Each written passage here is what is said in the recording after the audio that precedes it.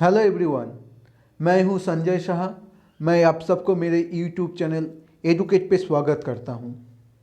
मैं आज UGC net की शिक्षा शास्त्र विषय के यूनिट 1 के बारे में चर्चा करेंगे। जो पेपर 2 के यूनिट 1 है, उस यूनिट 1 में जो दर्शन संबंधी जो विषय है उसमें चर्चा करेंगे। और उसमें सबसे पहले जो पॉइंट आता है वो है आपके भारतीय दर्शन।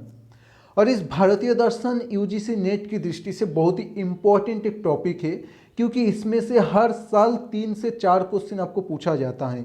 और बेसिकली वो आपको सांख्य दर्शन, वेदांत दर्शन, बौद्ध दर्शन, जैन दर्शन से पूछा जाता है। तो अगर हम इन चारों दर्शन को अच्छे से समझ लेंगे तो हम इस क्वेश्चंस को आसानी से उत्तर कर पाएंगे। लेकिन जब तक हम इस दर्शन को सही तरीके से अच्छे से नहीं समझेंगे तो इसका आंसर हम नहीं कर पाएंगे। इसलिए हमें इस भारतीय दर्शन के बेसिकली ये जो चारों शाखा हैं, जो चारों दर्शन है, सांख्य, वेदांत, बौद्ध, जैन, इन चारों को बहुत अच्छे से हमें पढ़ लेना जरूरी है। और इसको पढ़ लेंगे, इसको समझ लेंगे तो हमारे लिए कम से कम 3 से 4 क्वेश्चंस आसानी से मिल जाएगा और उसका आंसर भी कर पाएंगे। तो आज जो हमारा टॉपिक है, आज हमारा टॉपिक है जैन दर्शन या जैन फिलोसफी। तो जैन दर्शन या जैन फिलोसफी के बारे में जब चर्चा करेंगे तो सबसे पहले हम देखेंगे कि जैन दर्शन की परिचय, अर्थात जैन दर्शन कहाँ से आया, कैसे आया, इसके एक परिचय हम देखेंगे।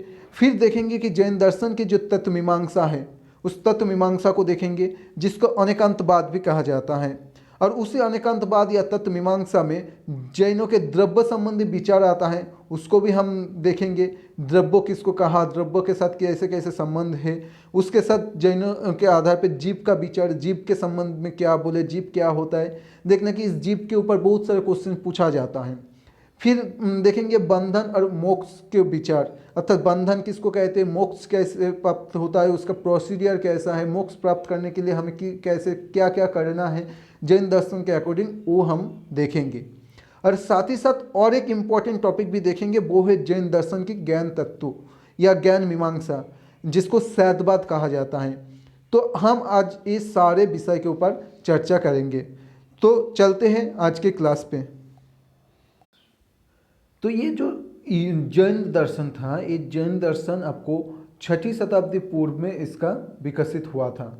और इस 6ठी शताब्दी में विकसित हुआ था तो इसी समय आपके बौद्ध दर्शन का भी विकसित हुआ था। इसलिए जैन दर्शन और बौद्ध दर्शन को समकालीन दर्शन कहा जाता है। और इन जैन दर्शन के जो संस्थापक थे उसमें 24 तीर्थंकर के लंबी परंपरा के वर्णन मिलते हैं, अर्थात 24 तीर्थंकर को मिल के ये जैन दर्शन को विकसित किए थे। उसमें से सबसे पहला तीर्थंकर थे ऋषभदेव, और जो अंतिम तीर्थंकर थे वो थे महावीर।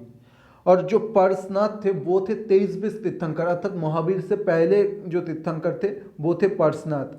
और जैन दर्शन की जो इतिहास है, उसके जो ग्रंथ हैं, इसमें इन तीनों नाम हमें मिलते हैं। 24 तीर्थंकर का वर्णन तो मिलते हैं, लेकिन नाम अगर दिखा जाए तो उसमें इन्हीं तीनों का नाम मिलते हैं। जो सबसे पहला था वो था ऋषभदेव, जो अंतिम था वो था महावीर, और जो 23वें थे वो थे पार्श्वनाथ। तो इन तीनों नाम को याद कर लीजिएगा।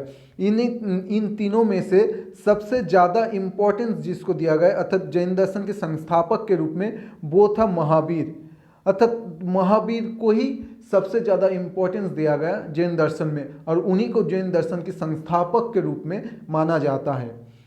तो इसमें जो जैन दर्शन है, इन जैन दर्शन के जो तीर्थंकर की बात बोले, इस तीर्थंकर को कभी कभी जीन नाम से बुलाया जाता है। जो जीन होता है, अर्थात ये जीन शब्द का अर्थ क्या होता है, जो ये जीन शब्दों आया है, ये जीन शब्द जी शब्दों से आया है, और जिसका अर्थ होता है विजय, अर्थात जीतना।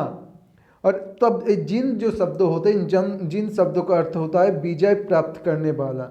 तो जिनको तीर्थंकर कहा जाता है उनको ये भी कहा जाता था कि जिन, और इन्हीं जिन शब्दों से आपके जैन दर्शन की उत्पत्ति हुआ है।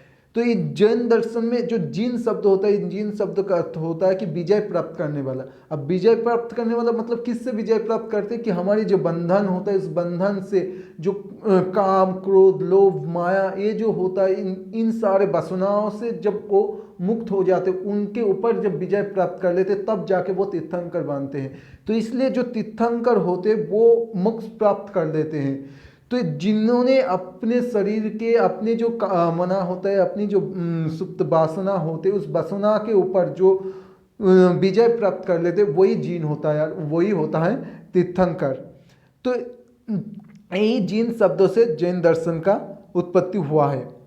और ये जो जैन दर्शन है, इन जैन दर्शन के बारे में हम जिस ग्रंथों से हमें तथ्य प्राप्त होता है वो होता है तत्तार्थोधिगम सूत्रों। ये कभी कभी पूछ लेते हैं कि जो जैन दर्शन है, इन जैन दर्शन में कौन सी किताब से वो आया है, वो है तथ्यार्थ अधिगम सूत्रों से। और ये तथ्यार्थ अधिगम सूत्र सबसे पहले जो शुरुआती दौर पे जो जैन साहित्य की उत्पत्ति हो रहा था उस टाइम शुरुआती दौर में वो प्राकृत भाषा में लिखा होता था। तो ये सबसे शुरुआती दौर में प्राकृत भाषा में लिखा हुआ होता है, लेकिन जब धीरे धीरे डेवलप्ड हुआ तो वो संस्कृत भाषा में भी उसके जैन दर्शन के जो साहित्य था वो डेवलप्ड होते गए। तो जैन दर्शन के जो ग्रंथों है हमें तो प्राकृत भाषा में मिलता है, दूसरा संस्कृत भाषा में मिलता है। नेक्स्ट देखेंगे कि जैन दर्शन में जो महावीर को बोले थे सबसे ज़्यादा इम्पोर्टेंस देते थे। तो ये जो महावीर है, ये महावीर का जो बचपन का नाम था वर्धमान। तो ये महावीर नाम उसको शुरुआती दौर में नहीं मिला, वो महावीर नाम तब आया जब 12 वर्ष तक अपना ज्ञान प्राप्त करने के लिए वो घूमते रहे, ज्ञान प्राप्त करने के लिए वो प्रयास करते रहे। फिर 12 वर्ष के प्रयासों के बाद वो मोक्ष प्राप्त हुआ है उसका। और मोक्ष प्राप्त हुआ है मतलब उसमें वो राग देश के पर वो विजय प्राप्त कर लिए, और जब वो विजय प्राप्त कर लिए तब उसका नाम हुआ है महावीर, अर्थात द ग्रेट स्पिरिचुअल हीरो। इसलिए जो महावीर नाम उसका है, महावीर नाम उसको मोक्ष प्राप्ति के बाद, लेकिन उसका बचपन के जो नाम था वो था वर्धमान, और उनकी 70 वर्ष के आयु में उनकी मृत्यु हो गई। तो ये था महावीर। अब हम देखेंगे कि ये जो जैन दर्शन है ये भी एक इम्पॉर्टेंट चीज़ है कि जैन दर्शन में 2 संप्रदाय होते हैं, एक होता है आपके दिगंबर, दूसरा होता है श्वेतंबर। अब ये दिगंबर और श्वेतंबर कौन होता है कि दिगंबर लोग जो होता है, दिगंबर लोग थोड़ा ज़्यादा कट्टरपंथी होते हैं। तो वो लोग में जो सन्यासी होते हैं, दिगंबर के जो सन्यासी होते वो नग्न रहते थे, और वो कहते थे कि वस्तु के संग्रह करना इन दिगंबरों के अनुसार वर्जित थे। ये याद रखना कि वस्तु के जो संग्रह करने की जो विषय है, मतलब हम कोई चीज़ को अपने पास नहीं रखेंगे और हम कई चीज़ को इकट्ठा नहीं करेंगे, ये वर्जित था दिगंबर के अनुसार। इसलिए उसके जो सन्यासी होते थे वो नांगा होते थे, क्योंकि वो कोई वस्तु को अपने पास नहीं रखते थे। इसलिए इस दिगंबर के जो सन्यासी होते हैं या दिगंबर के जो मतादर्शी होते हैं, वो लोग कहते कि वस्तु के संग्रह करना माना था, वो लोग वर्जित करते थे वस्तु को संग्रह करना। और दूसरी बात ये है दिगंबर के बारे में, ये लोग मानते थे कि स्त्री लोग जो होता है, स्त्री लोगों को मोक्ष प्राप्त करने की यज्ञ नहीं मानते थे ये लोग, क्योंकि इसीलिए हम कह सकते हैं कि जो जैन दर्शन के जो दिगंबर संप्रदाय थे, ये दिगंबर संप्रदाय आपको स्त्री शिक्षा के खिलाफ भी थे। अगर आपको क्वेश्चन पूछा जाएगा कि स्त्री शिक्षा के खिलाफ में कौन से संप्रदाय थे, तो वो आप दिगंबर करेंगे। हम ऐसा नहीं बोल सकते कि जैन दर्शन जो होता है, जैन दर्शन स्त्री शिक्षा के खिलाफ थे, ऐसा हम नहीं बोल सकते। लेकिन जैन दर्शन के जो एक शाखा दिगंबर है, ये आपके स्त्री शिक्षा में उसके खिलाफ थे, स्त्री शिक्षा को नहीं मानते थे, क्योंकि ये लोग बोलते थे कि जो स्त्री लोग होते वो मोक्ष प्राप्त करने की यज्ञ नहीं है। और दूसरी संप्रदाय जो है, दूसरी संप्रदाय थे श्वेतंबर। श्वेतंबर थोड़ा कमल स्वभाव के होते थे, वो लोग उतना कट्टरपंथ नहीं दिखाते थे, और इनके अनुसार एक चीज़ इम्पोर्टेंट था, वो था श्वेत वस्त्रों का धारण करना। ये लोग जो कपड़ा पहनते थे वो सफ़ेद कपड़ा पहनते थे, इसीलिए इसका नाम हुआ श्वेतंबर। तो श्वेतंबर से श्वेत वस्त्र आया है। तो ये लोग श्वेत वस्त्रों को धारण करना अनिवार्य मानते थे, इसलिए ये लोग श्वेतंबर हैं। ये था जैन दर्शन के थोड़ा परिचय। अब हम देखेंगे कि ये जो जैन, मैं पहले बताया था कि जैन दर्शन और बौद्ध दर्शन समकालीन दर्शन थे। अब इस जैन दर्शन और बौद्ध दर्शन में कुछ समरूपता होता है, मतलब सिमिलरिटी कुछ होता है। तो इस सिमिलरिटी क्या है? इसमें सबसे पहली बात है कि दोनों दर्शन वेद विरोधी है। वेद विरोधी है मतलब क्या कि वो वेद को प्रमाण नहीं मानते थे।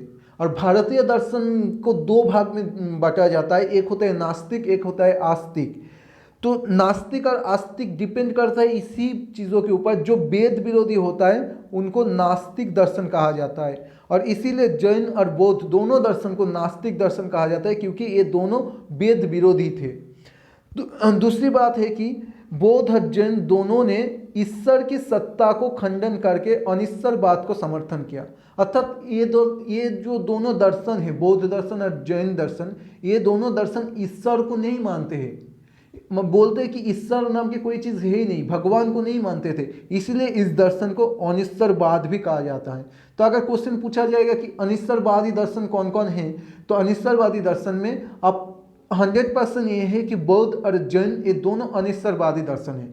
दूसरा और भी दर्शन है, जैसे कि सांख्य दर्शन। सांख्य दर्शन को भी हम अनिश्वरवादी दर्शन कह सकते हैं, क्योंकि वो ईश्वर की सत्ता को खंडन नहीं किए, लेकिन कहीं पे भी ऐसा भी नहीं बोले कि ईश्वर को वो मानते हैं।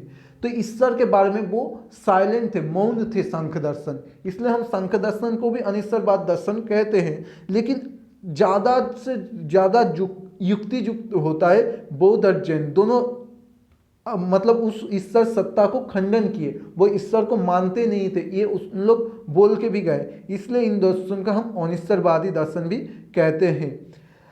नेक्स्ट, दोनों दर्शन क्या है? दोनों दर्शन अहिंसा पे ज़्यादा जोर देते थे, अत्यधिक जोर देते थे। दोनों दर्शन, बौद्ध और जैन दोनों दर्शन अहिंसा पे बहुत विश्वास करते थे, और वो ज़्यादा, जैन दर्शन तो इतना दूर तक कहते कि चींटियों को मारना भी हिंसा होता है, तो इतना इंपॉर्टेंस देते थे ये लोग अहिंसा के ऊपर। तो अगर बौद्ध दर्शन और जैन दर्शन की सिमिलरिटी की बात करें तो सबसे पहला कि दोनों दर्शन नास्तिक है, क्योंकि ये दोनों वेद विरोधी है। दूसरा, ये दोनों दर्शन अनिश्वरवाद है, क्योंकि ये लोग ईश्वर की सत्ता को खंडन करते हैं। तीसरा, दोनों दर्शन अहिंसा पे बहुत अत्यधिक जोर देते हैं। नेक्स्ट जो है कि इतना सिमिलरिटी होने के बावजूद भी कुछ ऐसा पॉइंट है जिस पॉइंट के आधार पे हम जैन और बौद्ध दर्शन को पृथक कर सकते हैं। अगर सारे चीज़ सिमिलरिटी होता तो अलग दर्शन बनता नहीं। तो कुछ ऐसा पॉइंट है जिस पॉइंट के आधार पे बौद्ध दर्शन और जैन दर्शन में विरूपता मिलते हैं, उसके अंदर पृथक हम करते हैं। तो सबसे पहले की है कि बौद्ध दर्शन जो है, बौद्ध दर्शन आत्मा की जो सत्ता है उसमें अविश्वास करता था। मतलब बौद्ध दर्शन में आत्मा को नहीं मानते थे, आत्मा की जो अस्तित्व है, आत्मा के अस्तित्व को नहीं मानते। लेकिन जैन दर्शन आत्मा में आस्था रखता था, और बौद्ध दर्शन आत्मा में अविश्वास करता था, इसलिए इसको अनात्मवाद कहा जाता है। जब बौद्ध दर्शन की हम चर्चा करेंगे तब इस अनात्मवाद के बारे में भी हम चर्चा करेंगे। तो बौद्ध दर्शन जो थे वो अनात्मवाद थे, लेकिन जैन दर्शन जो थे वो आत्मा के ऊपर आस्था रखते थे, और वो क्या कहते कि आत्मा असंख्य है।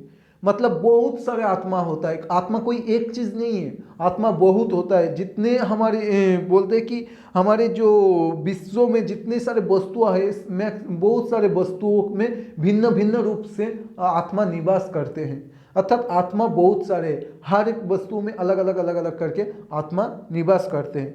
तो बौद्ध दर्शन आत्मा को नहीं मानते थे, और जैन दर्शन आत्मा को मानते थे, उनके ऊपर आस्था रखते थे, इसलिए इनको ये बोलते थे आत्मा असंख्य है।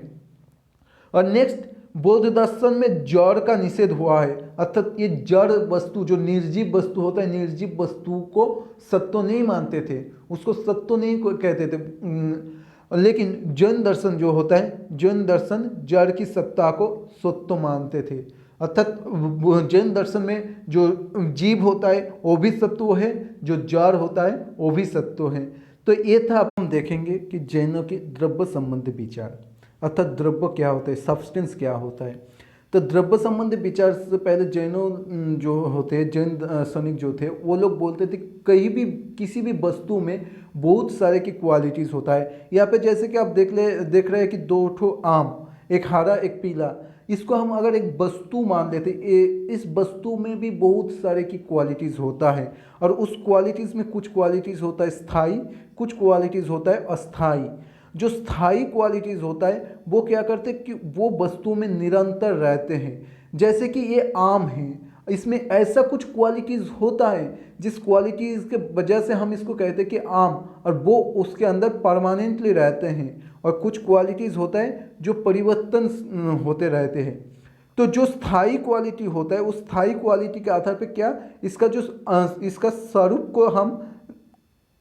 स्वरूप को दिखा जाता है।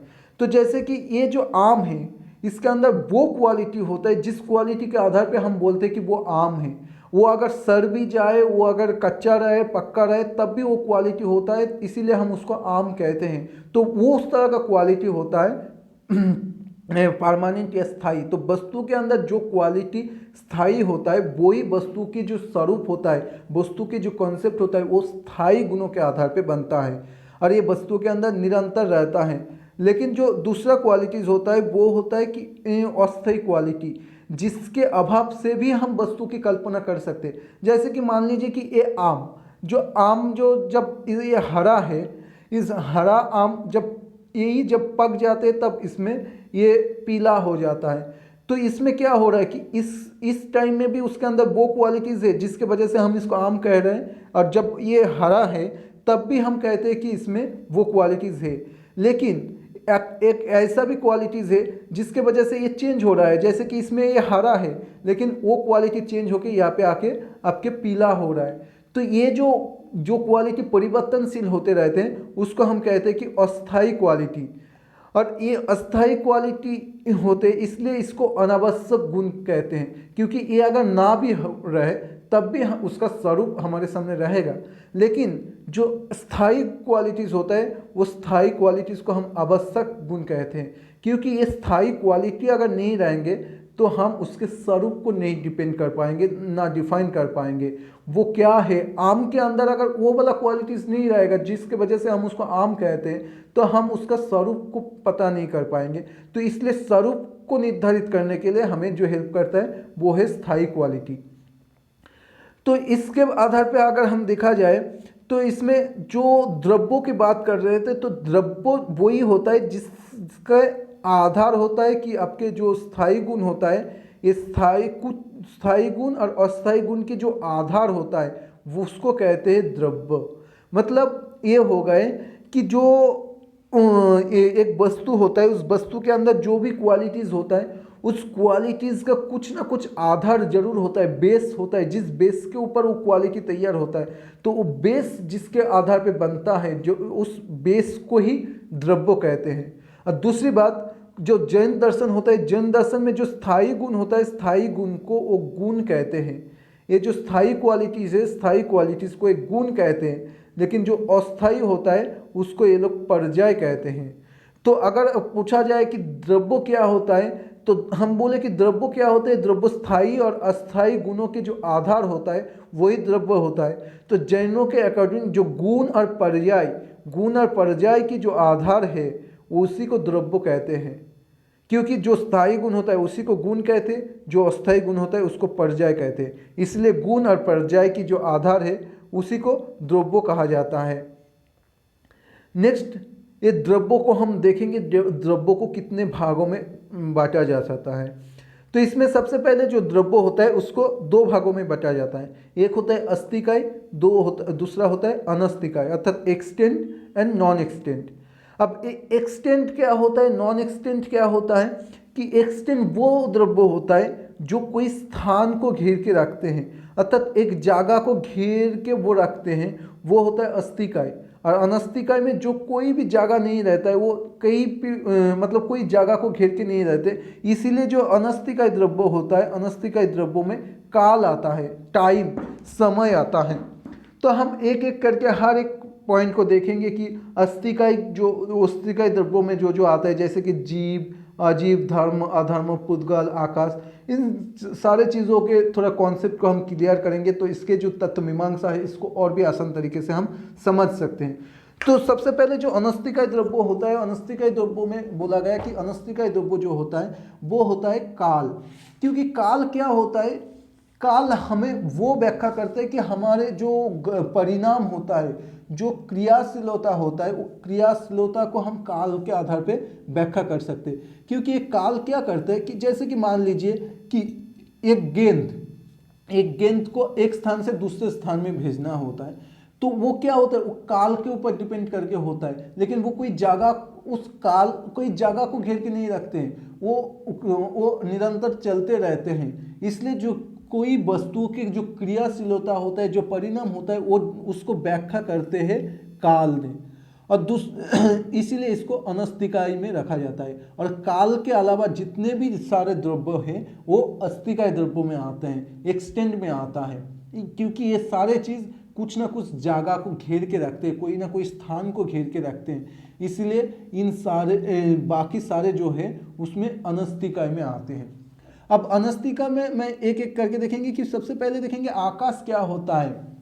बोलते हैं कि आकाश वो होता है जो हमारे जो ये अजीव होता है, नॉन लिविंग जो द्रव्य होता है, अर्थात धर्म अधर्म पुद्गल की जो आश्रय स्थल होता है, जहाँ पे वो आश्रय प्राप्त करते, जहाँ पे उसको रखा जाता है, उसे कहते हैं कि आकाश। अर्थात ये सारे धर्म अधर्म पुद्गल इन लोगों की जो आश्रय स्थल होता है, जहाँ पे उसको निवास स्थल होता है, वो निवास स्थल होता है आकाश।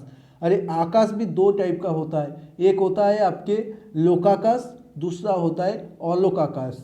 जो लोकाकाश होता है, लोकाकाश में आपके धर्म अधर्म पुद्गल ये सारे चीज रहते हैं। लेकिन जो अलोकाकाश होता है वो हमारे जगत के बाहर होता है। तो ये याद रखना, जो धर्म अधर्म पुद्गल होता है ये हमारे लोकाकाश में रहते हैं। नेक्स्ट हम देखेंगे धीरे धीरे आगे जाके धर्म और अधर्म क्या होता है।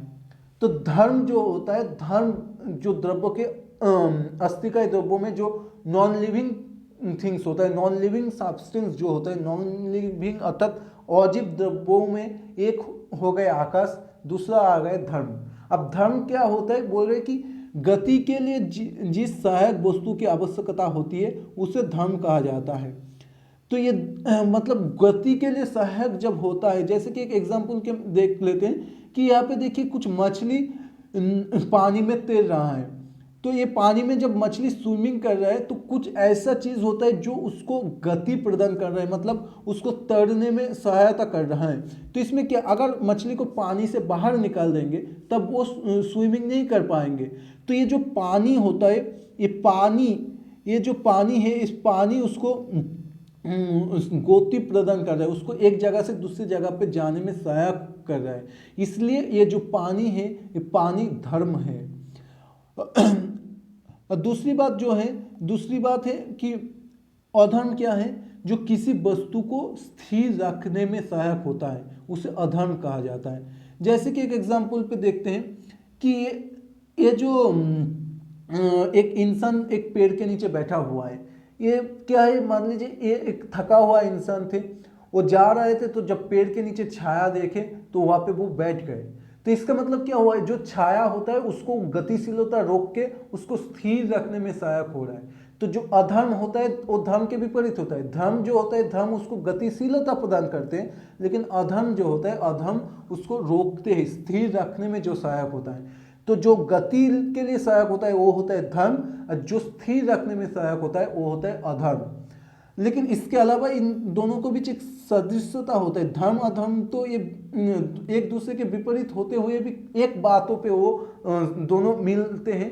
वो होता है कि स्वयं वो निष्क्रिय होता है, स्वयं वो नित्य होता है, दोनों नित्य होता है। नित्य का मतलब होता है कि इसका ध्वंस कभी भी विनाश नहीं हो सकता है। जो धर्म होता है, जैसे कि पानी जो होता है, पानी को आप जहाँ पे भी रखिए उसमें मछली को वो गति प्रदान करेगा ही। तो जो द्रव्य हमें द्रव्यों की गति के लिए सहायक जो होता है वो जहाँ पे भी हम रखेंगे वो गति के लिए सहायक होगा ही। लेकिन जो अधर्म होता है वो जहाँ पे भी हम रखेंगे वो हमें स्थिर रखने में सहायक होगा ही। इसलिए इसको नित्य कहा जाता है, मतलब ये हर जगह पे एक ही रहते हैं, इसमें कोई परिवर्तन नहीं होता है। तो इसलिए जब भी पेड़ के नीचे छाया होता है, पेड़ के नीचे छाया का काम ही होता है इंसान को रेस्ट कराना। तो इसलिए ये जो इंसान को रोक रहा है इस चीज को कह रहे हैं अधर्म। हम ये जो एग्जांपल दे रहा हूँ, ये एग्जांपल आपको प्रैक्टिकली दे रहा हूँ, लेकिन इसको और भी ब्रॉड मीनिंग से समझना होगा कि हमारे जो दर्शन जो होता है, दर्शन हमारी शरीर के साथ जुड़ता है, आत्मा की बात करते हैं। तो जो द्रव्य होता है अर्थात जो हमारी जो क्वालिटीज थे, उस क्वालिटीज की बेस जो होता है वो द्रव्य होता है। उस द्रव्यों को जो गति प्रदान करने के लिए जो सहायक होता है उसको कहते हैं हम धर्म, और वस्तुओं की गतिशीलता के लिए जो सहायक होता है वो होता है धर्म, और जो स्थिर रखने में सहायक होता है वो होता है अधर्म। नेक्स्ट हम देखेंगे और एक इंपॉर्टेंट, ये पुद्गल। आप इस सारे चीज के कॉन्सेप्ट को क्लियर कर लीजिए, हम प्रैक्टिकल एग्जाम्पल के आधार पर बता रहे हैं। तो ये जो पुद्गल है, ये इस पुद्गल को साधारण हमें नॉर्मली जब कहते हैं कि जिसको भूत कहते हैं, भूत मतलब क्या होता है कि मैटर, अर्थात हमारे जो मेटेरियलिस्टिक वस्तु जगत होता है, इस वस्तु जगत के हमारे आसपास में जो भी चीज होता है, मिट्टी हो गए, आपके पत्थर हो गए, पेड़ हो गए, पौधा हो गए, ऐसे कि हमारी जो बॉडी है, ये बॉडी भी हमारी इसी पुद्गल से बना हुआ होता है। मतलब ये जो वस्तु होता है, जो मैटर होता है, उसी को पुद्गल कहा जाता है। भौतिक द्रव्यों को पुद्गल कहा जाता है, जो हमारी भौतिक द्रव्य होता है, अर्थात हमारे आसपास में जो भी चीज है उस सारे चीज को पुद्गल कहा जाता है। दूसरी बात, इस पुद्गल को क्या होता है कि इस पुद्गल को हम संयोजन विभाजन कर सकते हैं, अर्थात हम इसको तोड़ सकते हैं, इसको जोड़ सकते हैं। जैन के मतानुसार जिस द्रव्यों को हम तोड़ सकते जोड़ सकते वही पुद्गल है। अब इस जोड़ना घटाना ये जो है, आप थोड़ा विज्ञान में शायद पढ़े होंगे कि अणु परमाणु की बात पढ़े होंगे, तो वही चीज है पुद्गल। जो अणु का मतलब क्या होता है कि अणु वो वस्तु के वो रूप है जिसको हम कभी तोड़ नहीं सकते, अर्थात हम उसको तोड़ते तोड़ते तोड़ते तोड़ते, मान लीजिए ये जो पत्थर है, ये पत्थर को अगर हम तोड़ देंगे तोड़ देंगे तोड़ देंगे तो एक टाइम ऐसा सिचुएशन आएगा जिस टाइम हम इस पत्थर को और तोड़ नहीं पाएंगे, तो वो हो जाता है अणु, जिसको और विभाजित नहीं किया जा सकता है, वो हो जाता है आपके अणु। और हम उसी को जब जोड़ते जोड़ते जोड़ते जोड़ते एक स्वरूप में लाते, जैसे कि यहाँ पे देखिए कि पत्थर एक के बाद एक जोड़ते जोड़ते जोड़ते जोड़ते ये पूरा पत्थर तैयार हो रहा है, तो इसको कहते हैं स्कंध, कंपाउंड, जिसको दूसरी भाषा में कह सकते हैं कि परमाणु। लेकिन आप जैन दर्शन पढ़ रहे तो जैन उस चीज को कहें स्कंध। तो ये था आपके जो पुद्गल। तो ये पुद्गल में जो अणु होता है, अणु को विभाजन संभव जब नहीं होता है, जब एक वस्तु को विभाजन संभव नहीं होता है, वो होता है अणु, अर्थात उस अविभाज्य अंश को अणु कहते हैं। और वही दो या दो से ज्यादा अणु जब एक साथ जुड़ते जाते हैं उसको कहते हैं स्कंध। अब ये दर्शन में हर एक पुद्गल मतलब जो भी हमारी भौतिक चीज होते हैं, भौतिक वस्तुएं होते हैं, भौतिक द्रव्य होता है, उस भौतिक द्रव्यों में कुछ गुण रहते हैं। तो जैन दर्शन के अनुसार पुद्गल में भी 4 गुण होते हैं। वो 4 गुण हैं स्पर्श, रस, गंध, रूप। अर्थात पुद्गल में आपको स्पर्श मिलेगा, रस मिलेगा, गंध मिलेगा, रूप मिलेगा। तो ये जो चारों गुण है, इस चारों गुण को हमें याद रखना है कि जो जैन मतानुसार पुद्गल में 4 गुण होता है, स्पर्श, रस, गंध, रूप। लेकिन और एक गुण जो होता है वो होता है शब्द। बहुत सारे दर्शन में शब्दों को भी गुण में जोड़ा जाता है, लेकिन जैन दर्शन कहते हैं कि जो शब्द होता है, शब्द पुद्गल का गुण नहीं है, वो क्या है, शब्दों जो है स्कंध, जो बोले थे स्कंध का आगंतुक गुण है। अर्थात जब 2 से ज्यादा अणु एक साथ मिलके जो स्कंध बांधते हैं, उस स्कंध में आ जाता है शब्दों वाला जो गुण होता है, वो शब्दों वाला गुण उसके अंदर आ जाता है, इसलिए उसको आगंतुक गुण कहा जाता है। तो शब्द जो होता है, शब्द स्कंध का आगंतुक गुण, पुद्गल का गुण नहीं है। पुद्गल का गुण क्या है, स्पर्श, रस, गंध और रूप। क्लियर? ओके, हम आगे चलते हैं। ये गए थे आपके सारे अजीब, जो हम द्रव्यों की जो डिवाइड किए थे 2 पार्टों में, एक जीव दूसरा अजीब। तो अजीब में जो जो आया, धर्म आया, अधर्म आए, पुद्गल आए, आकाश आए, तो इसके बारे में जान लिए। अब हम जानेंगे जीव के बारे में। जैन दर्शन में जीव के बारे में क्या बोले हैं। तो ये जो जीव होता है, इस जीव को साधारण हम नॉर्मली जिसको आत्मा कहते हैं, जिसको सोल कहते हैं, उसी को जैन दर्शन में जीव कहा गया। तो जो जीव होता है, वो जीव के जो लक्षण हैं जैन दर्शन के अनुसार, उस लक्षण में कहा गया कि जो चेतना लक्षण जीव, मतलब जिसके अंदर चेतना रहते हैं, जिस द्रव्यों के अंदर चैतन्य रहते हैं। चैतन्य का मतलब होता है कि कॉन्शसनेस, कॉन्शस, हम जिसके अंदर वो कॉन्शस होता है, जिसके अंदर चेतन होता है, वो चेतन जिसके अंदर होता है उसी को जीव कहा जाता है। अर्थात जैन ने चैतन्य को आत्मा का स्वभाव मानते हैं, अर्थात जो चैतन्य होता है वही आत्मा का स्वभाव होता है। और दूसरी बात, जो जीव होता है वो नित्य होता है। नित्य का मतलब क्या, वो हर जगह पे एक ही जैसा रहता है, उसमें परिवर्तनशील नहीं होता है, उसका कभी विनाश नहीं होता है। लेकिन हमारे जो शरीर होता है, शरीर विनाश हो जाते हैं, लेकिन आत्मा कभी विनाश नहीं होता है।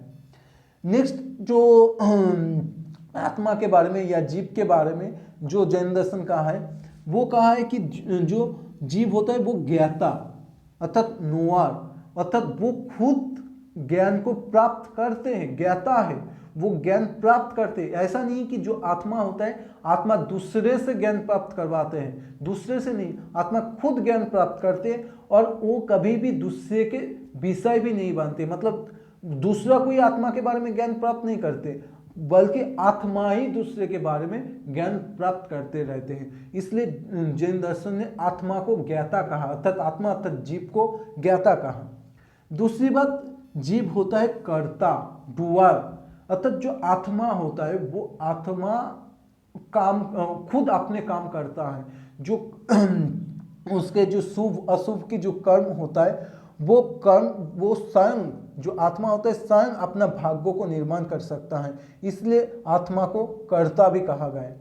तीसरा जो है, आत्मा खुद भोक्ता भी है, भोक्ता मतलब एक्सपीरियंस, अर्थात जो काम वो कर रहे हैं उसके जो फल हो रहा है फल भी स्वयं वो भोग रहा है। इसलिए जैन दर्शन में क्या कहा जाता है कि जो भी काम हो रहा है वो खुद कर रहे हैं और उसका फल भी उसको खुद को भुगतना पड़ता है।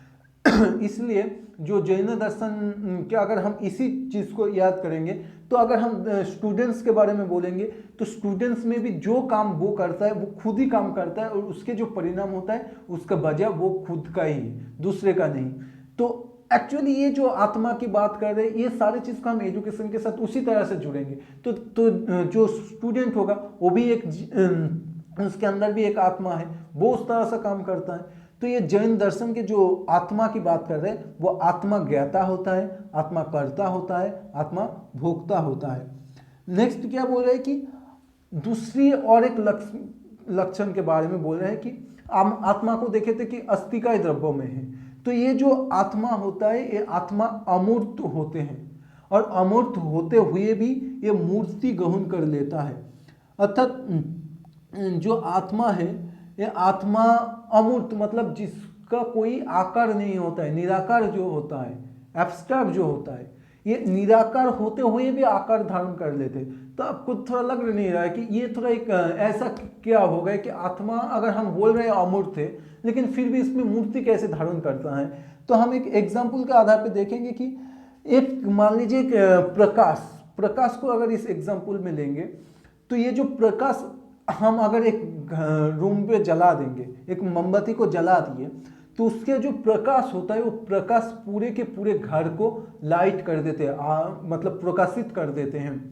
तो इसका मतलब वो पूरे घर का जिस तरह सा आकार है उस आकार में वो बैठ जाते हैं, उस मूर्ति को धारण कर लेते हैं। तो आत्मा भी वही है, आत्मा भी उसी तरह का है कि वो जब जिस शरीर में चले जाते हैं वो उस शरीर का आकार धारण कर लेते हैं। तो मान लीजिए आकार आत्मा जब हाथी के शरीर में चले जाते हैं तो वो बहुत बड़ा हो जाता है और जब वो चींटी के शरीर में चले जाते हैं फिर वो छोटा हो जाता है। और इसीलिए जीव को अस्तिकाय द्रव्यों में रखते हैं, मतलब वो स्थान घेर के रखते हैं।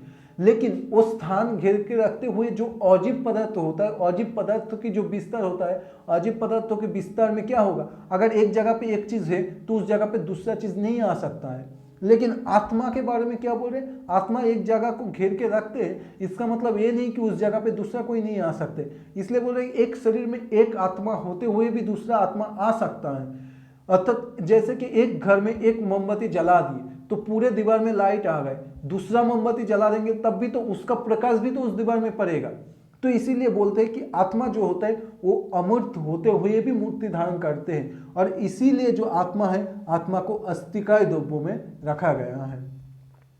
नेक्स्ट क्या बोल रहे हैं कि ये जो आत्मा होता है ये आत्मा के अंदर अनंत की शक्तियां है, मतलब जो आत्मा के अंदर जो भी चीज़ है वो कभी खत्म होने वाला नहीं है। जैसे कि उसके अंदर अनंत ज्ञान है, पूरे ज्ञान में परिपूर्ण होता है आत्मा, उसको नया ज्ञान नहीं चाहिए, वो पहले से बहुत सारे ज्ञान, इन्फिनिटी नॉलेज के अधिकारी है, उसके अंदर सारे ज्ञान होता है, सारे दर्शन होता है, अनंत दर्शन है उसके अंदर, इन्फिनिट फेथ जिसको कहते हैं, उसके अंदर पावर होता है, उसके अंदर सुख या आनंद भी होता है। अर्थात आत्मा के अंदर ये चारों क्वालिटी पूरा भरा हुआ रहता है, इसीलिए इन चारों को एक साथ कहते हैं कि अनंत चतुष्टय। ये अनंत चतुष्टय क्या है? अनंत ज्ञान, अनंत दर्शन, अनंत शक्ति, अनंत सुख।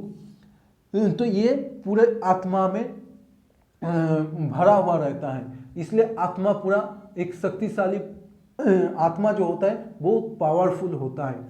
लेकिन ये आत्मा पावरफुल होते हुए भी इस आत्मा के दो प्रकार हो जाते हैं। ये आत्मा को दो प्रकार, मतलब आत्मा पहला हो जाती है कि बंध, दूसरा होता है मुक्त। तो ये बंध और मुक्त क्या होता है, इसको हमें जानना जरूरी होता है। यही होता है उसके मेटाफिजिक्स कि आत्मा जो होता है बंध आत्मा या बंध जो होता है, बंधन जिसको कहते हैं, वो बंधन क्या होता है और मुक्त क्या होता है। तो सबसे पहले देखेंगे कि बंधन क्या है। तो जब शरीर के साथ आत्मा या जीव जब शरीर के साथ संयोग की कामना करते हैं, अर्थात जो हमारे शरीर होता है उस शरीर के साथ संयुक्त होना चाहते हैं आत्मा। जब तक वो संयुक्त ना होगा शरीर के साथ, तब वो कोई काम नहीं होगा। वो शरीर के साथ जुड़ना चाहते हैं, और वो जुड़ने के लिए क्या होता है कि शरीर का जो निर्माण होता है वो निर्माण पुद्गल कणाओं से होता है। अतः जो हमारे भौतिक द्रव्य होता है, उस भौतिक द्रव्यों के हर एक कणा जो अणु था, जो स्कंद था, वो हर एक अणु और स्कंद से मिला हुआ हमारा ये शरीर है। और इसी प्रकार जब एक आत्मा शरीर के साथ मिल रहा है, इसका मतलब वो पुद्गल के साथ ही संयोग हो रहा है। तो जब आत्मा का पुद्गल के साथ संयोग हो जाता है, उसी को बंधन कहते हैं। अर्थात जीव जो होता है, जीव का जो शरीर के साथ या जीव का पुद्गल के साथ जो संयोग होता है, वही बंधन होता है। जैसे कि देखते हैं कि हम पहले ये चारों अनंत चतुष्टय के बारे में बोले थे। ये अनंत चतुष्टय ये पूरा आत्मा में होता है। ये आत्मा को लाइटिंग करते, प्रकाशित करते हैं आत्मा को। तो ये मान लेते हैं कि एक जो सूर्य होता है, सूर्यों के अंदर बहुत सारी शक्तियाँ होता है, वो अकेले ही सबको प्रकाशित करते हैं। उसी तरह से आत्मा के अंदर भी इतने सारे क्वालिटीज़ होता है। लेकिन ये जो बादल होता है, हम अगर इस बादल को शरीर मान लेते, पुद्गल कणा से बना हुआ, जैसे बादल बहुत सारे छोटे धूलि कणा से बादल बनते हैं, उसी तरह से शरीर जो होता है बहुत सारे पुद्गल कणा से बनते हैं। तो इसको अगर हम शरीर मान लेते और सूर्य का अगर आत्मा मान लेते, तो ये आत्मा क्या करता है? आत्मा जो होता है, ये आत्मा हर टाइम चाहते हैं कि इस बादल के साथ जुड़ जाने के लिए। तो जो आत्मा है, वो आत्मा के अंदर ये सारे गुण हैं। लेकिन जब आत्मा क्या चाहते हैं कि जिस तरह से एक मेघ सूर्य को ढक देता है, तो आत्मा को भी जो पुद्गल कणा होता है, वो पुद्गल कणा आके आत्मा को चारों ओर से घेर लेता है।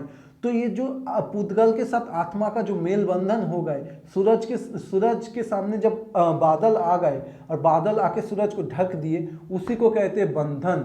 तो जब जीव को पुद्गल के साथ संयोग हो जाता है, पुद्गल पूरा जीव को घेर लेता है, उसी को कहते हैं बंधन। अब ये बंधन कैसे बनता है कि हमारे जो अज्ञान होता है, उस अज्ञानता के कारण हमारे वासना जो होता है, उस वासना जीव के अंदर निवास करने लगते हैं। अर्थात आत्मा के अंदर वासना जागृत होते जाते हैं। और ये वासना क्या क्या होता है? क्रोध, मान, लोभ, माया। तो क्रोध, मान, लोभ, माया, ये जो कुप्रवृत्तियाँ हैं, ये कुप्रवृत्तियाँ जब जीवात्मा पे जीव में या आत्मा में निवास करने लगते हैं, तो वो उस पुद्गल कणा को अपने ओर आकृष्ट करने लगते हैं। जैसे कि देखें, बोल रहे कि ये जो कुप्रवृत्तियाँ होता है, इस कुप्रवृत्तियों में वशीभूत होके जीव शरीर के लिए लालायित होते रहते हैं। अर्थात इस कुप्रवृत्तियों के आधार पे ही वो शरीर पे जाना चाहते हैं और शरीर के साथ संयोग होना चाहते हैं, और वो अपनी ओर आकृष्ट करने लगते हैं। जैसे कि एक एग्जाम्पल पे देखिए, यहाँ पे एक मैग्नेट है या चुंबक है, और चुंबक यहाँ पे जो आयरन होता है आयरन के खींच रहा है। तो अगर हम चुंबक को आत्मा मान लेते हैं और ये जो आयरन होता है इसको पुद्गल कणा मान लेते हैं, ये हमारा शरीर मान लेते हैं, तो ये जो चुंबक जिस तरह से एक आयरन को अपने ओर खींचते हैं, आत्मा भी उसी तरह से ये जो क्रोध मान लोभ माया है इसके वशीभूत होके ये सारे पुद्गल कणा को अपने ओर खींचने लगता है। और इसीलिए इन कुप्रवृत्तियों को कौसाय कहा जाता है या स्टिकी सब्सटेंस कहा जाता है। तो अगर आपको क्वेश्चन पूछा जाता है कि कौसाय क्या क्या है, तो जो कौसाय होता है वो क्या होता है कि क्रोध मान लोभ माया, अर्थात हमारा जैन दर्शन के आधार पर जो 4 कुप्रवृत्तियां होता है जिसके वशीभूत होके आत्मा पुद्गल के साथ संयुक्त होने जाते हैं, अर्थात बंधन में आबद्ध हो जाता है, उसको कौसाय कहा जाता है। तो हम देखेंगे कि ये जो बंधन की प्रोसेस है, ये बंधन की प्रोसेस कैसे होते हैं। तो सबसे पहले बोल रहे हैं कि जीव अपने कर्म के अनुसार पुद्गल कणा को आकृष्ट करते हैं। तो हर एक जीव या हर एक आत्मा एक ही जैसा पुद्गल कणा को आकृष्ट नहीं करेंगे, वो अपने कर्म के आधार पे, वो जो पुनर्जन्म में जिस तरह से काम वो करके आए उसके आधार पे वो जितना उस काम क्रोध मान लोभ माया इसके ऊपर अर्थात क्रोध मान लोभ माया, ये जो 4 कुप्रवृत्तियां होता है, जो जीव जितना इसके वशीभूत होगा, जितना इसके साथ अंदर घुल मिल जाएगा, वो उतना ज़्यादा पुद्गल कणा को अपने ओर आकृष्ट करने लगेंगे। तो इसीलिए जो आकृष्ट पुद्गल कणा होता है, अर्थात जीवात्मा के साथ जो पुद्गल कणा आकृष्ट होता है उसको कर्म पुद्गल भी कहा जाता है, क्योंकि वो कर्म के आधार पे आ रहा है जीव के पास, वो जिस तरह से कर्म कर रहा है उस तरह सा पुद्गल उसके पास आ रहा है, इसलिए इस पुद्गल को कर्मिक पुद्गल कहा जाता है। और ये जो कर्म पुद्गल आत्मा की और प्रवाहित होने की जो अवस्था होता है इसको अश्रावो कहा जाता है। इसको ध्यान में रखना, इस लाइन को ध्यान में रखना, जो कर्म पुद्गल आत्मा की और प्रवाहित होने की जो अवस्था होता है उसको कर्म पुद्गल कहा जाता है।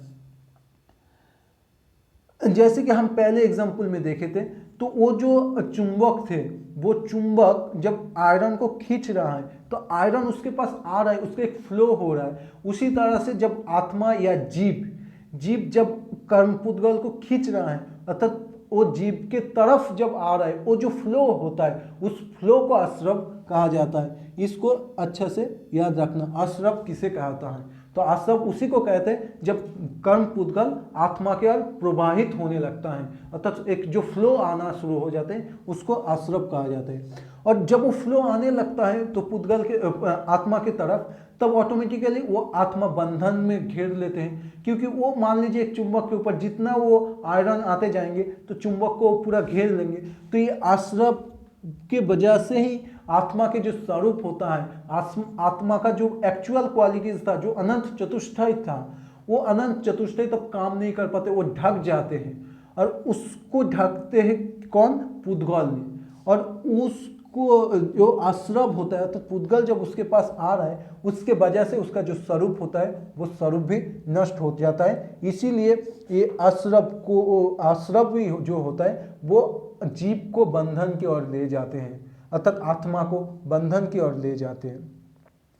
दूसरी बात जो है कि ये जो बंधन होता है, बंधन 2 प्रकार के होते हैं। एक होता है भाव बंधन, दूसरा होता है द्रव्यो। भाव और द्रव्यो अर्थात आइडियल बॉन्डेज और रियल बॉन्डेज, इसको भी एक बार समझ लीजिए कि भाव बंध क्या होता है, द्रव्य बंध क्या होता है। तो भाव बंध जो होता है कि जो ही आत्मा में 4 प्रकार की कुप्रवृत्तियां निवास करने लगती हैं तो ही आत्मा बंधन को प्राप्त करते हैं, और इसी बंधन को भाव बंध कहा जाता है। अर्थात जिस टाइम वो आश्रव या कुप्रवृत्तियां जो होता है वो हमारे आत्मा में निवास करना शुरू कर देते हैं। अर्थात इसको हम प्रैक्टिकली सोचें तो जब हम सोचना शुरू कर देते, जैसे कि मान लीजिए हम क्रोध की वशवर्ती होके किसी को मारने के लिए सोच रहा हूँ, मार नहीं रहा हूँ, सोच रहा हूँ, तो तभी हम बंधन प्राप्त हो गए। मतलब हमारे अंदर वो कुप्रवृत्तियाँ निवास करने लगा, तो उसको भाव बंध कहते हैं। जब हम सोच रहा हूँ इसके आधार पे, तो वो हो गए आपके भाव बंध। अर्थात हम कुप्रवृत्तियाँ जब हम आत्मा में निवास करने लगते, वो हो गए भाव बंध।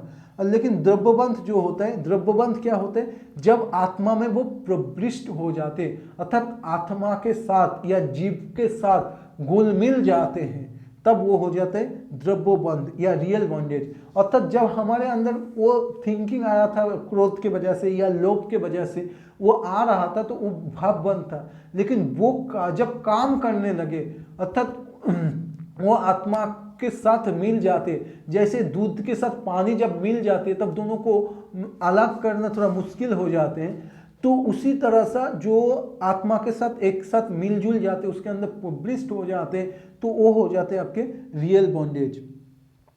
और दूसरी बात यहाँ पे एक बात बोलना जरूरी है कि यहाँ पे जैसे कि पहले बोल रहे थे कि जो जीव अपने कर्म के अनुसार पुद्गल कणा को आकृष्ट करते हैं, तो इसमें जैन दर्शन में 6 तरह का की कर्म की बात की है। जिस कर्म वो क्या है कि उसके जो परिणाम होता है, परिणाम के आधार पे वो अपना कर्म करता है। तो उसमें सबसे पहले जो आता है वो होता है आयु कर्म। आयु कर्म क्या होता है कि आयु कर्म जो होता है वो उनके आयु को डिसाइड करते हैं। अर्थात जिस तरह से कर्म के आधार पे उसका आयु डिसाइड होता है, वो होता है आयु कर्म। दूसरा ज्ञानावरणीय कर्म, अर्थात जिसमें हमारी जो सम्यक ज्ञान होता है, जो राइट नॉलेज होता है, उस राइट नॉलेज को अगर बाधा प्राप्त करते कोई कर्म के आधार पे, तो उसको कहते हैं कि ज्ञानावरणीय कर्म। नेक्स्ट आते हैं कि अंतराय कर्म। अंतराय कर्म क्या होता है? अंतराय कर्म जो होता है, अंतराय कर्म होता है कि वो कर्म जो आत्मा को स्वाभाविक शक्ति को रोकते हैं, आत्मा की जो स्वाभाविक शक्ति होता है उसको रोकने के लिए जो कर्म होता है उसको कहते हैं अंतराय कर्म। नेक्स्ट जो होता है गोत्र कर्म। गोत्र का मतलब हो गए कि हम कौन से परिवार में जन्म लेंगे, उच्च या निम्न परिवार में, उसको कहते हैं कि गोत्र कर्म। नेक्स्ट जो है वेदनीय कर्म, मतलब जिसमें हम दुख, वेदना, सुख इत्यादि जो उत्पन्न होता है जिस कर्म के आधार पे, वो होता है वेदनीय कर्म। नेक्स्ट दर्शन आवरणीय कर्म, अर्थात जिसमें विश्वास का नाश हो जाता है, विश्वास भंग हो जाता है जिस कर्म के आधार पे, वो हो जाता है दर्शन आवरणीय कर्म। ओके, तो हम ये तो हो गया था बंधन, मतलब हम आत्मा शरीर के साथ जुड़ गए। अब हम देखेंगे कि मोक्ष क्या होता है। अब मोक्ष जो होता है, मोक्ष आत्मा का विपरीत होता है, अर्थात मोक्ष जो होता है बंधन के विपरीत होता है। अर्थात अगर बंधन जो होता है, बंधन जीव के साथ पुद्गल या शरीर का संयोग को बंधन कहते हैं, तो शरीर के साथ जीव का जो वियोग होता है, विभाजन होता है, उसी को मोक्ष कहते हैं। अर्थात पुद्गल कणा जब जीव के साथ अलग होने लगता है, उसको मोक्ष कहते हैं। और यही सबसे ज़्यादा इम्पोर्टेंस होता है कि हमें मोक्ष प्राप्त करना होता है, अर्थात हमें पुद्गल कणा से आत्मा को या जीव को अलग करना होता है। तो हम लोग देखा कि जो बंधन के कारण क्या था, बंधन के कारण था पुद्गल कणा जीव के तरफ आ रहे थे और जीव को वो बंधनग्रस्त कर रहे थे। तो जब तक हम इसको जब तक इसके पास आते जाएंगे तब तक हम इनसे छुटकारा नहीं मिलेंगे। तो ये जब तक इसके पास जाएंगे तब तक इसके पास से हम कोई छुटकारा नहीं मिलेगा। उसी तरह से जब तक पुद्गल कणा आत्मा की तरफ आने लगता है तब तक हमें मोक्ष प्राप्ति नहीं होता है। तो हमें मोक्ष प्राप्ति के लिए सबसे पहला जो काम करना होता है वो होता है हमें इसके सामने एक बैरिकेड तैयार कर देना है, कि ऐसा बैरिकेड तैयार कर देना है कि वो उधर जा नहीं सकते हैं। अगर वो उधर नहीं जा सकते हैं तब हम उसको रोकते हैं। अगर इसको रोक दिए तो नया वाला पुद्गल, कोई नया पुद्गल जीव के पास नहीं आएगा। और ये जो रोकने की प्रोसेस होता है, ये रोकने की प्रोसेस को कहते हैं संवर। तो संवर किसको कहते हैं कि जब नया पुद्गल कणा को जीव की ओर प्रभावित होने से रोकना, अर्थात ब्लॉक कर देना, कि हमारे जो पुद्गल कणा जीव की तरफ आ रहे थे उसको ब्लॉक कर देना ही संवर है। तो इसको भी याद रखना। आश्रव क्या था? आश्रव था इसकी तरफ आना, इसके तरफ जब आ रहे थे वो था अशरफ, लेकिन ये जो रोक दिए, इसको रोक दिए, आने में रोक दिए, आने में रोक देना ही संबर है। ओके तो सिर्फ हाँ अगर हम इसको रोक देंगे, रोक देने से क्या हम मोक्ष प्राप्त हो जाएंगे? नहीं, इसको हम तो रोक दिए, नया वाला नहीं आ रहा है। लेकिन दूसरी बात ये है कि इसमें तो वो अशरफ के कारण हो या पुनर्जन्म के कारण हो, आत्मा में पहले से ही बहुत सारे पुद्गल उसमें अंदर है, तो हमें इसको भी यहाँ से हटाना पड़ेगा, अर्थात इसको हम ध्वंस करना होता है। आत्मा में जो पुद्गल पहले से बैठ गए, उसके अंदर वो घर बसा लिए, तो उसके घर को भी तोड़ना होता है। अर्थात जीव आत्मा में जो पुद्गल बैठ गए उसको तोड़ना होता है, उस तोड़ने को कहते हैं निर्जरा। अगर हम जब तक उसको तोड़ेंगे नहीं तब तक आत्मा पुद्गल से मुक्त कैसे होंगे? तो ये जो उसको ध्वंस करना होता है, जो उसके पास आ गए उसको वहाँ से हटाना होता है, उसको क्षय करना होता है, तोड़ना होता है, उसी को कहते हैं निर्जरा। और जब तक ये निर्जरा प्राप्त नहीं होता है तब तक हम मोक्ष प्राप्त नहीं कर सकते। तो जो इसमें 3 प्रोसेस की जो बात बोले कि एक अशरफ जब उसके तरफ आ रहा है, जो संबर जो उसको रोक दे रहा है, और निर्जरा जो पहले से था उसका ध्वंस कर रहा है या उसको तोड़ रहा है, तो उसको निर्जरा कहते हैं। तो ये सारों चीज़ होता है। और मोक्ष प्राप्ति के लिए हमें संबर को भी करना होता है, क्योंकि पहले तो रोक लगाना होता है, बैरिकेड, और दूसरी बात जो था उसको ध्वंस करना या उसको वहाँ से हटाना भी पड़ता है, उसको कहते हैं निर्जरा। ओके, नेक्स्ट, इस प्रकार पुद्गल कणा को रोककर हम जो संचित पुद्गल कणा को नष्ट करके ही जीव पुद्गल से छुटकारा पाता है। और जब जीव पुद्गल से मुक्त हो जाते, कर्म पुद्गल से मुक्त हो जाते, तब उसको मोक्ष कहते हैं। अभी मोक्ष प्राप्त करने के लिए हमें क्या करना होता है कि इस मोक्ष प्राप्त या मोक्ष की अनुभूति के लिए हमें 3 चीज़ों को आवश्यक माना जाता है जैन दर्शन में। वो 3 चीज़ होता है आपके सम्यक दर्शन, सम्यक ज्ञान और सम्यक चरित्र। इसको याद रखना, क्योंकि मोक्ष प्राप्ति के लिए ये तीनों बहुत जरूरी होता है। और इसी आधार पे जैन दर्शन की जो शिक्षा होता है, शिक्षा का लक्ष्य भी यही तीनों होता है। और ये तीनों अगर एक होगा तब नहीं होगा, तीनों के तीनों होना चाहिए। ऐसा नहीं कि सिर्फ सम्यक दर्शन के आधार पे हम मोक्ष प्राप्त कर लेंगे, ऐसा भी नहीं, ना तो सिर्फ सम्यक ज्ञान के आधार पे, ना सिर्फ सम्यक चरित्रों के आधार पे, हमें सारे चीज़ को जरूरी होता है। इसीलिए ये जो तीनों होता है, इन तीनों को जैन दर्शन में त्रिरत्न कहा गया, अर्थात 3 ज्वेल्स कहा गया। ये 3 ज्वेल्स जब हमारे पास आ जाते हैं तब हमें मोक्ष अनुभूति होता है। तो अगर पूछा जाए कि जैन दर्शन में जो 3 ज्वेल्स था, 3 ज्वेल्स क्या है, कि वो सम्यक दर्शन है, सम्यक ज्ञान है, सम्यक चरित्र है। ओके, तो इन तीनों चीज़ को होना जरूरी होता है। अब ये था आज का टॉपिक, जैन दर्शन की तत्व मीमांसा। मैं इसके सेकंड पार्ट अर्थात जैन दर्शन की ज्ञान मीमांसा के ऊपर बहुत जल्दी और एक वीडियो लाएंगे। तब तक के लिए थैंक यू। और एक बात कि आप मेरे चैनल को लाइक कर दीजिए, सब्सक्राइब कर लीजिए और इस वीडियो को ज़रूर लाइक कीजिए। अगर आपके कुछ डाउट है, मन में कुछ प्रश्न है, तो कमेंट कर सकते हैं, और कौन सी टॉपिक के ऊपर आप वीडियो चाहते हैं वो भी कमेंट करके बता सकते हैं। तब तक के लिए थैंक यू, और इस वीडियो को लास्ट तक देखने के लिए तहे दिल से मैं आप सबको शुक्रिया अदा करता हूँ। ओके, थैंक यू, धन्यवाद।